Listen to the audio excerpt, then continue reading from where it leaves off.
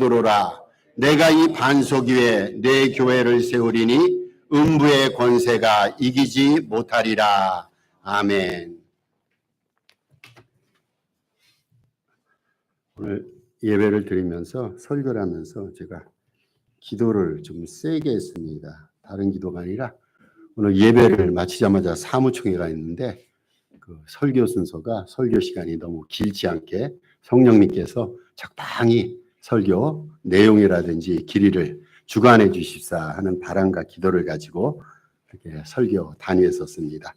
오늘은 주님의 오심이라는 제목을 가지고 함께 하나님의 말씀을 나누도록 하겠습니다. 우리가 늘상 들어다시피 요한복음 1장 2절에 의하면은 하나님은 태초에, 하나님께서는 이제 영원 전부터 계신 분이죠.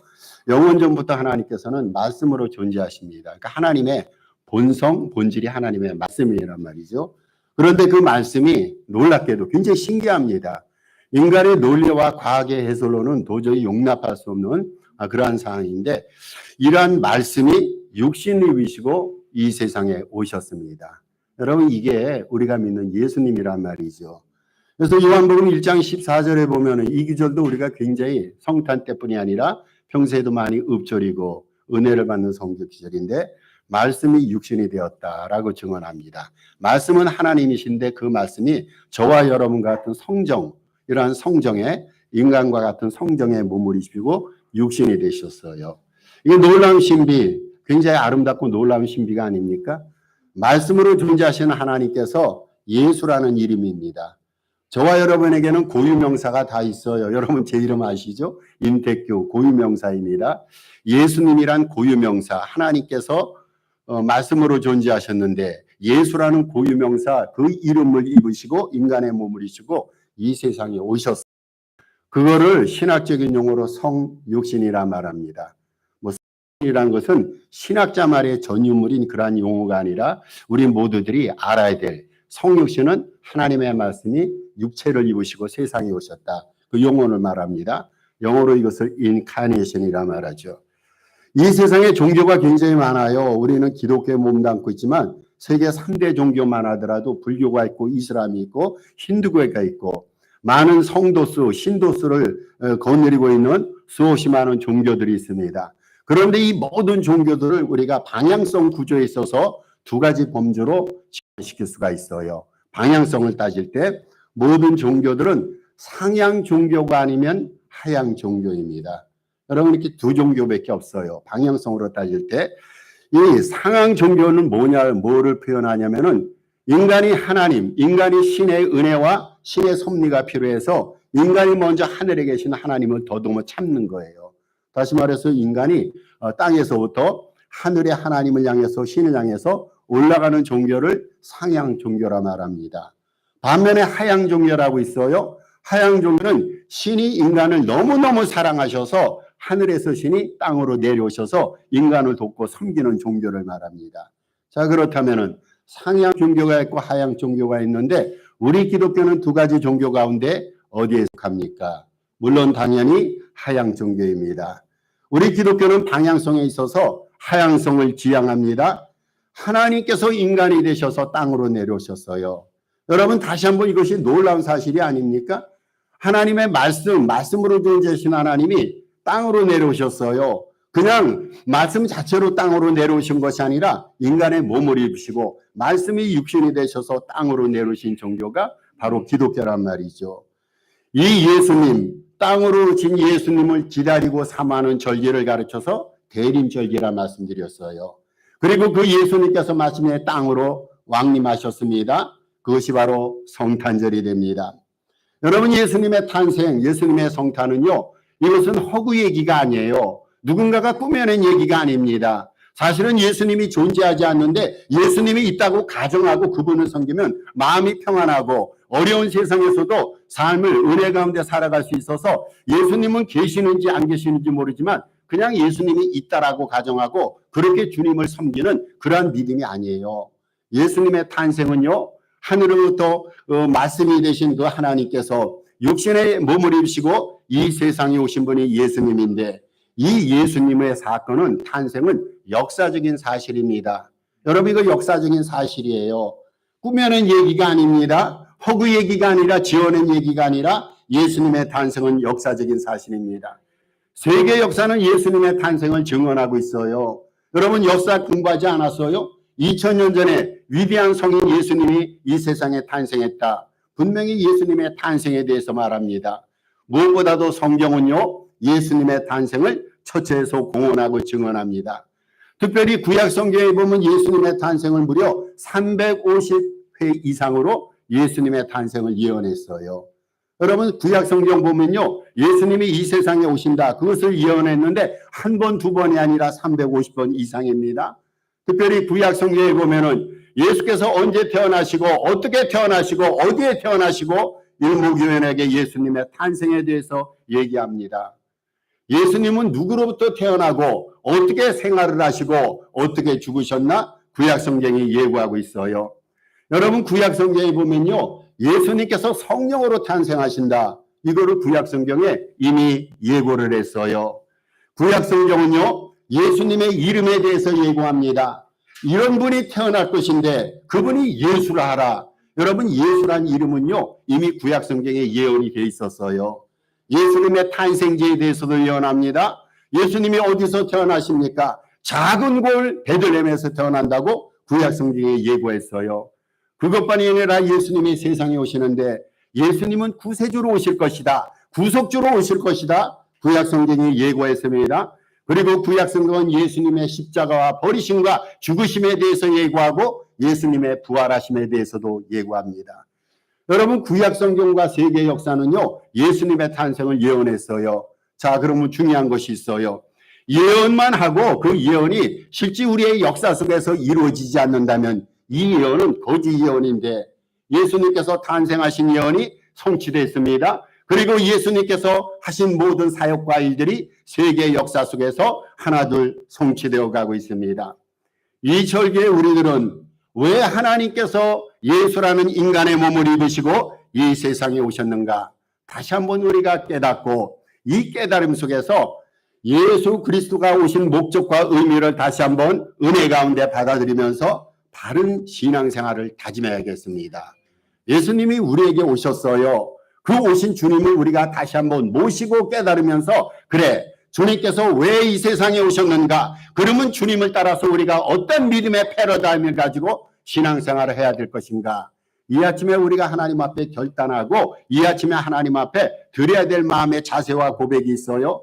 예수 그리스도를 모시고 바르게 신앙생활을 해야겠다. 예수님이 원하시고 바라는 대로 이러한 복되고 아름다운 신앙생활을 해야겠다. 이러한 다짐이 저와 여러분 모두에게 있기를 바랍니다. 자, 그런데 우리가 생각해야 될 가운데 예수님의 오심에 대한 오해가 있어요. 여러분 이러한 문제 때문에 예수님이 오시지 않았습니다. 첫째로 세상적인 성공과 세상적인 부귀영화를 주시려고 예수님이 오시지 않았어요. 여러분 예수님이 오시기 전에요, 부자 많이 있었어요. 그 구약 이스라엘 백성들 가운데 거부되는 사람들이 얼마나 많습니까? 세상과 세상의 성공과 부귀영화는요, 예수님이 오시기 전에도 이미 존재하고 있었어요. 어떤 사람은 부자였어요. 예수님이 오시기 전에도 어떤 사람은 왕이었습니다. 왕이었습니다. 그리고 어떤 사람은 총리였습니다. 예수님이 오시기 전에도 세상 성공을 구가한 사람들 얼마나 많이 있었던가요? 예수님께서는요, 이런 것들을 더해 주시려고 이 세상에 오신 게 아니에요. 예수님께서는 우리가 어떻게 세상에서 성공하고 세상적인 행복을 구가할까, 이것을 우리에게 일깨워주기 위해서 주님이 오시지 않았어요. 여러분 예수 믿는 목적이 비단 세상의 성공이 목적입니까? 세상 사람보다 조금 더 잘 사는 것이, 이게 예수님께서 이 세상에 오신 목적이 아니란 말이죠. 예수님께서 이 세상에 오신 목적은요, 무엇보다도 우리의 영혼이 잘 되게 하는 거예요. 여러분 이것이 예수 믿는 목적이에요. 두 번째로 예수님께서 이렇게 오시지 않았는데 오해하는 것이 있습니다. 세상적인 평화를 주시려고 예수님이 오시지 않았어요. 자 보세요. 만약에 예수님께서 세상적인 평화를 주시기로 작정하셨다면은, 여러분 오늘날 전쟁이 왜 일어나야 합니까?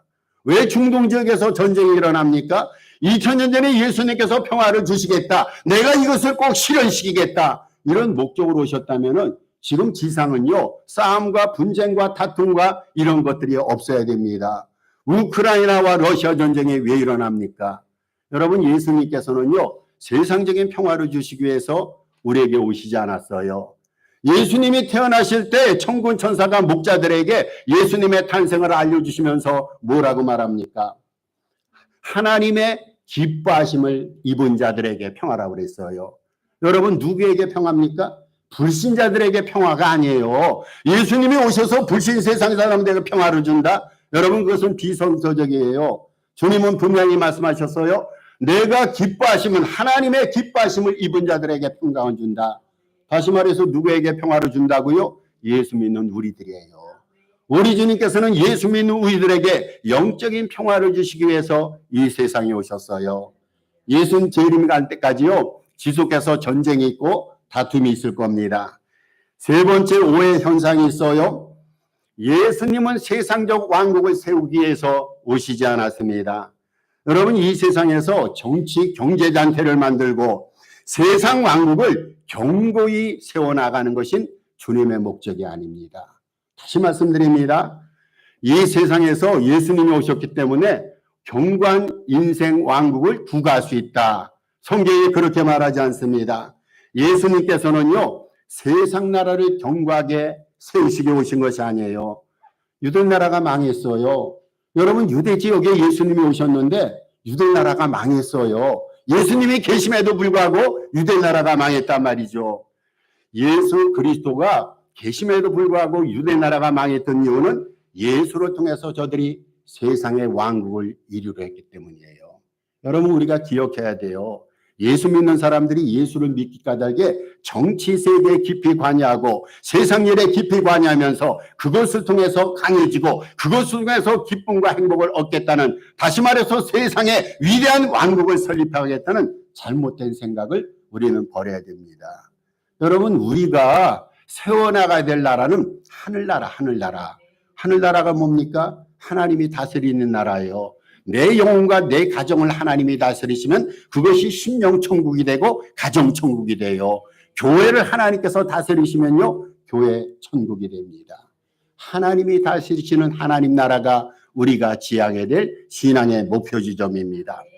그러면은요, 우리 주님께서 오신 기본적인 목적에 대해서 살펴봅니다. 왜 우리 주님께서 인간의 몸을 입으시고 이 세상에 오셨을까요? 오늘 세 본문들 구절들이 해답을 우리에게 제시합니다. 첫째로, 죄인들을 구원하시려고 주님이 세상에 오셨어요. 디모데전서 1장 15절에서 사도 바울이 이렇게 증언합니다. 그리스도 예수께서 죄인을 구원하시려고 세상에 임하셨도다. 여러분, 예수님이 왜 오셨다고요? 죄인 구원을 위해서. 우리를 구원하시려고, 죄로부터 우리를 구원하셔서 죄 까닭에 받지 못했던 영생을 얻게 하시려고 주님이 오셨어요. 주님이 오신 목적은요, 우리 단순하게 생각할 때 모든 인류를 죄 가운데서 구원하시기 위해서. 여러분, 한 가지 물어보겠습니다. 여러분, 지금 행복하세요? 혹시 행복지 않다면 그 요인이 뭐라고 생각합니까? 돈 문제 때문에 불행합니까? 관계 문제 때문에 불행합니까? 내 마음과 뜻대로 성취되지 않아서 인생이 불행합니까? 그럴 수도 있어요. 여러분, 그런데요, 인생의 근본적인 불행의 요인이 있어요. 죄란 놈 때문입니다. 죄. 여러분, 죄가 없다면요, 불행할 수가 없어요. 예수님이 왜 오셨습니까? 불행의 근본 요인은 죄의 문제를 제거해서 죄로부터 우리를 구원해 주시고 영생을 얻게 하기 위해서. 여러분, 어떠한 형식으로든지 이 죄는 제거돼야 돼요. 예수 믿는 우리들의 믿음의 목적이 뭡니까? 거룩 아닙니까? 여러분, 거룩이 뭡니까? 죄가 없는 상태를 거룩이라 말합니다. 우리는 거룩해져야 됩니다. 하나님께서 내가 거룩하니 너희도 거룩하라고 그랬어요. 왜 거룩해져야 됩니까? 죄로부터 우리 인생을 구원받기 위해서. 여러분, 죄의 문제를 해결하기 위해서 예수님이 이 세상에 오셨어요. 이 죄의 문제를 해결하지 못하면요, 참 행복 없어요. 여러분, 행복을 어디서 찾을까요? 먼 데서 돈을 많이 벌고 누군가가 나를 사랑하고 섬겨서 행복을 얻습니까? 아니죠. 내 내면에 있는 죄의 문제를 제거하고 해결할 때 여기서부터 내면의 행복과 기쁨이 솟아오르는 거예요. 문제는 죄의 문제입니다. 그런데 또 문제는 우리 죄를 우리 스스로가 해결할 수 없음에 문제가 있어요. 이 죄의 문제를 해결해서 우리에게 행복을 심어주시고 참 기쁨과 인생의 의미가 무엇인가를 일깨워 주시기 위해서 주님이 세상에 오셨어요. 두 번째로요, 주님이 오신 목적이 있습니다. 우리와 함께 하시려고. 여러분, 우리와 함께 하시려고 주님이 세상에 오셨어요. 마태복음 1장 23절에서 마태 기자가 이렇게 말합니다. 처녀가 잉태하여 아들을 낳을 것이요 그 이름을 임마누엘이라라. 여러분, 임마누엘 많이 들어보셨잖아요. 메시아의 이름은 임마누엘이에요. 임마누엘 뜻이 뭡니까? 우리 주님께서, 하나님께서 우리와 함께 계시다. 우리와 함께 하기 위해서 주님이 오신 거예요. 지상에서 우리가 승리의 삶을 구가하고 있는데 누군가, 특별히 그분이 우리 주님입니다. 주님께서 우리의 인생에 관여하지 아니하시고 우리 인생과 더불어 함께하지 않으면 과연 그 인생이 행복하고 평안하고 아름다운 인생일까요? 여러분, 예수님께서 오신 것은요, 감사하게도 우리와 함께 하시기 위해서. 그래서 말씀이 육신이 돼서 그 다음 성경 기절이 뭐라 말합니까? 우리 가운데 거하심에. 저는 이 구절이 얼마나 은혜가 되는지 몰라요. 주님이 세상에 오셨는데 한적한 곳을 동떨어진 곳에 따로 혼자 거하신다면 우리가 주님과 관계가 무슨 의미가 있어요? 그런데 주님은 오셔서요, 우리 안에 거하시고 우리와 함께 하셨어요. 여러분, 예수님께서 제자들을 부르셨단 말이죠. 왜 제자들을 부르십니까? 주님 당신의 일을 함께 동역하기 위해서 부르셨어요. 그런데 다른 한편은요, 제자들과 함께하기 위해서. 우리는 주님으로부터 제자로 부름받았어요. 왜 주님께서 우리를 부르셨다고요? 당신과 함께하도록. 여러분, 그것이 인생의 행복이에요. 우리 주님께서 승천, 부활 승천하시면서 약속하셨어요. 땅 끝까지 내가 너희와 항상 있겠다. 주님께서는 이 세상에 오실 때 우리 가운데 거하셨어요. 그리고 주님께서는 제자들을 부르시면서 제자들과 함께 사역하시고 동역하셨습니다. 그리고 하늘나라에 올라가실 때도 주님은 함께 하겠다 약속하셨어요. 그리고 그 약속의 징표로 성령을 보내주셨어요. 여러분, 지금 성령이 어디 계십니까? 우리 바깥에 계십니까? 산호세 동산교회 건물 밖에 계십니까? 아니에요. 우리 주님께서는 이 안에도 계시지 않고 바깥에도 계시지 않고 우리 심령 속에 내주하세요. 주님은 함께 하시겠다고 약속하시고 실제 그것을 이루셨어요. 여러분, 이것이 성탄절의 의미예요. 왜 주님께서 우리에게 함께 하시는 것이 인생의 행복이고 즐거움입니까? 주님께서 우리에게 함께 하시면은 누구보다도 삶의 정황을 하시고 우리가 필요한 것을 공급해 주세요. 여러분, 누가 공급해 주신다고요? 우리 주님께서. 쓸 것, 필요한 것, 부족한 것, 모자라는 것 주님께서 풍족히 예수 그리스도의 은혜 안에서 우리를 채워주세요. 여러분, 주님께서 우리와 더불어 함께 하시면요, 그 주님이 우리를 보살펴 주세요. 여러분 보세요. 하루에도 수없이 많은 불행한 사건과 사연들이 얼마나 많이 발생합니까? 그런데 오늘날 우리가 건재하고 있어요. 금년 안에도 은혜 가운데 하나님께서 우리를 보살펴 주셨어요. 주님의 안보하심, 주님께서 생명사계로 오늘까지 우리를 보살펴 주셨기 까닭이에요. 주님은 우리를 인도하십니다. 때로는 우리는 어두운 삶의 길을 갈 때가 있어요. 실족할 때가 있습니다. 그런데 우리 주님께서 인생을 바로잡게 하시고 다시 한번 제 길을 가게 하시고 천국 가는 그날까지 한 길 외길 주님께서 우리에게 말씀하신 그 천성길을 걸어가게 만드시는 거예요. 주님은 우리에게 공급해 주시는 분입니다. 우리를 보살펴 주시는 분입니다. 그리고 우리를 인도해 주시는 분입니다.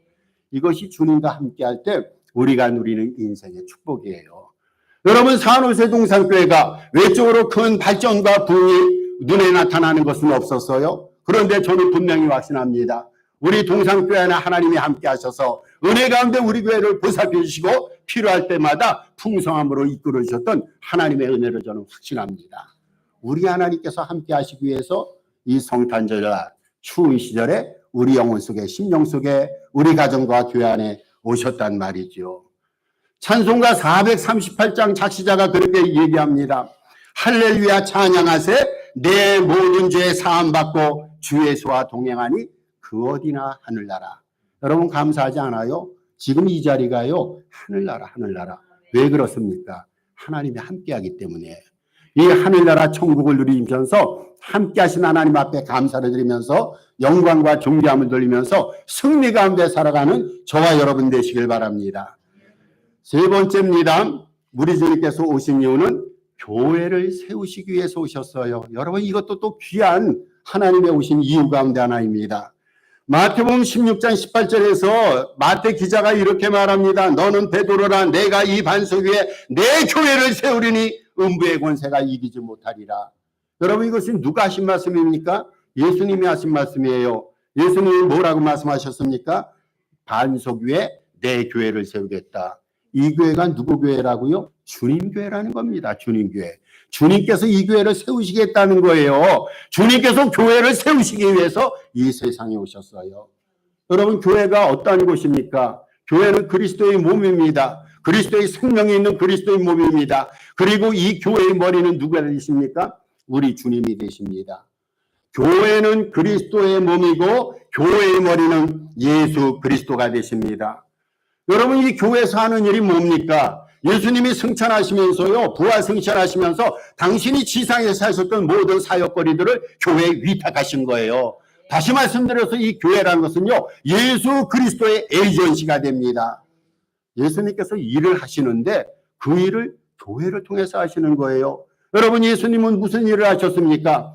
말씀을 가르치셨어요. 복음을 전하셨어요. 병자를 고치셨어요. 세상을 섬기셨어요. 이 일들을 우리 교회에 위탁하고, 그래서 교회가 이 일을 함으로 통해서 하나님의 영광을 드러내도록 교회를 세우신 거예요. 여러분, 감사하지 않습니까? 만약에 주님께서 교회를 세우지 않았다면 우리 어디서 하나님의 말씀을 배웁니까? 하나님께서 교회를 세우지 않았다면 어떻게 주님의 일을 우리가 기억하고 생각하고 주님의 일을 실행할 수가 있을까요? 은혜 중에 은혜는 하나님께서 교회를 선물과 축복으로 주신 것이에요. 여러분, 지상에서 하나님께서 세우신 두 가지 제도가 있어요. 하나는 가정입니다. 그리고 하나는 교회입니다. 감사하죠. 그리스도의 몸된 몸, 이 교회를 세우시기 위해서 이 땅에 내려오신 예수님을 찬양하면서 우리에게 주신 축복과 선물의 산우세 동산교회를 은혜 가운데 잘 갖고 나감으로 이 아름다운 교회를 천국 동산으로 만들어가는 저와 여러분 되시기를 주님의 이름으로 부탁을 드립니다. 말씀을 결론 짓겠습니다.